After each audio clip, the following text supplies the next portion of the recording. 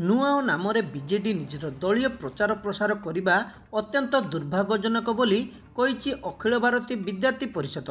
ଏମିତି କାର୍ଯ୍ୟକ୍ରମ ଯୋଗୁଁ ବାରମ୍ବାର କଲେଜରେ ପରୀକ୍ଷା ବାତିଲ ସାଙ୍ଗକୁ ଛାତ୍ରଛାତ୍ରୀଙ୍କର ଭବିଷ୍ୟତ ସହ ଖେଳାଯାଉଥିବା ଅଭିଯୋଗ କରିଛି ଏବିଭିପି।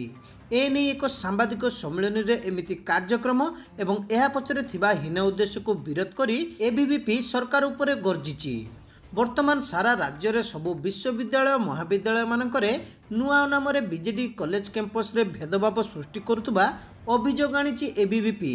महाविद्यालय मानकरे उन्नतीकरण नाम शासक दलर राजनीतिकरण वृद्धि होबार लागिछि, किंतु महाविद्यालय मानकरे अध्यापक पदवी खाली पड़ी। छात्र संसद निर्वाचन बंद करा जिबारे शासक दलर नीरव रही मनमुखी शासन चलाइतिबा अभियोग आनी अखिल भारतीय विद्यार्थी परिषद।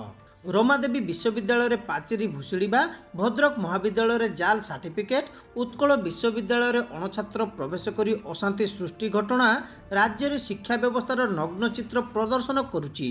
वर्तमान शासक दल छात्र संसद निर्वाचन को स्थगित रखी छात्र मानकर मौलिक समस्या को अणदेखा करने सह सेमानकर अधिकार क्षुण्ण करिबारे पछघुंचा देउछंती।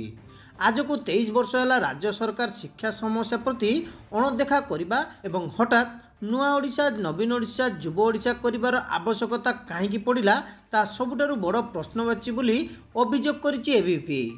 एतिसह नुआ नाम लिंगड़ कमिशन को भूकेपूर्ण करी महाविद्यालय मानकर सभा करी सेठारे स्थानीय जनप्रतिनिधि और दलीय कर्मकर्ता मानकु नियोजित करी शिक्षानुष्ठानर मान भंग करा जाइछि बोली कहिछि एबीवीपी। आसंता काली जिला स्तरीय कार्यक्रम बहाना रे बारंबार सेमिस्टर परीक्षा बातिल करा जाई छात्र छात्रींकर भविष्यत को अंधार को ठेली दिया जाउतबा अभियोग करिछि अखिल भारतीय विद्यार्थी परिषद।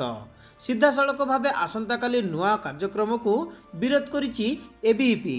निश्चित रूप से देखो प्रथमतः दीर्घ 2 मास धरिकी जो सरकारी कार्यक्रम बहाना दलीय कार्यक्रम है 2 मास भितर कौन कॉलेज रे भी पाठ पढ़ा ठीक से है ना, तो समस्ते शिक्षादान बाहर कारण समस्त तो प्रतियोगित लगिले सरकारी कार्यक्रम लगिले तेणु पाठ पढ़ा है ना। आपर मुझे केवल बालेश्वर एफएम यूनिवर्सिटी अंडर जो कथा कहगला प्रथम 5 तारिख 5 तारिख 6 तारिख 6 तारिख 3 तारिख एवं पुणी भिके पांड्यान जिला स्तरीय नुआ ओडिशा कार्यक्रम जो एग्जाम घुंचाई पुणी 8 तारिख तेणु यहाँ कौन पिला भविष्य सहित खेल खेला जाऊँगी एमती गोटे दिन धार्य करा पर मुहूर्त में पुणी से बदल दि जाऊँगी।